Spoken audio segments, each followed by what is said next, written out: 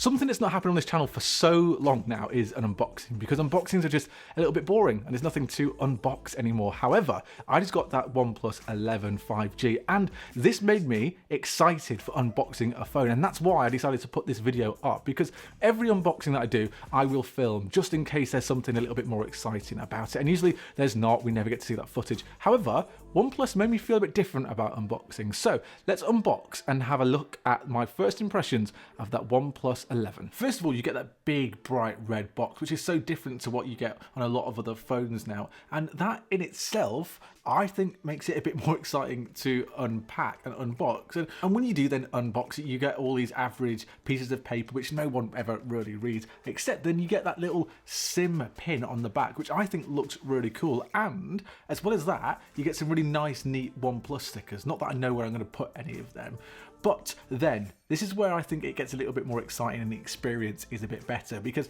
underneath that phone you get that USB-A, which is a bit of a disappointment, charging cable, which is in that really nice red color, and then this is the exciting bit, you get a power brick, which is exciting in itself, but also it's a 100-watt charging power brick, which for the battery is unbelievable. I've not had to charge the phone much yet, but when I did, it went from like 5% to 20% in maybe like 3 or 4 minutes, so it's just stupidly fast for charging, and it's one thing that I wish other phones had. And just having all those small like little accessories from that OnePlus makes it quite nice. Getting a power brick is so rare, and then getting one that's 100 watts as well is unbelievable. Having to unwrap the phone as well makes it part of the experience. And then you see that camera bump on the back of it, which is something that some people will hate and something that some people will think is really cool. And I'm actually in that camp where I think this looks pretty cool. And then you turn it on and you get that nice OnePlus symbol. And this is really nice in the hand, to be fair. The one thing that I've noticed though already, I've only held it a couple of seconds, but it is quite slippery, which might be a bit of a problem going forward. But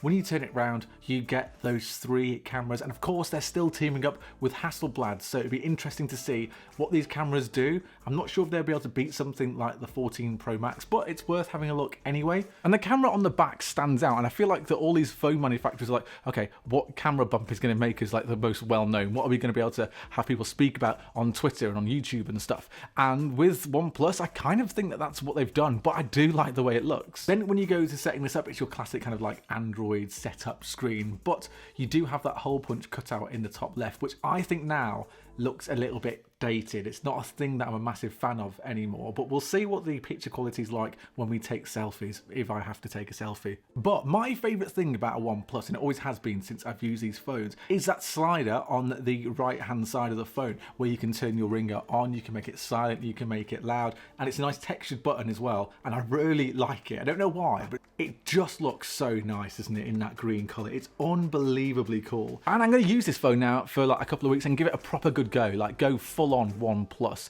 Like put my iPhone in a drawer and forget it exists. The last OnePlus phone that I used was that 9T. Ages ago, and then the OnePlus Nord, but this is it. Let's see what happens while using this, the OnePlus 11 5G. So if you want to see that full review, like the video, subscribe to the channel, turn on that notification bell as well so you don't miss out on that full review that I've got coming up, and hopefully, like I said, in a couple of weeks time, and then hopefully I'll see you later.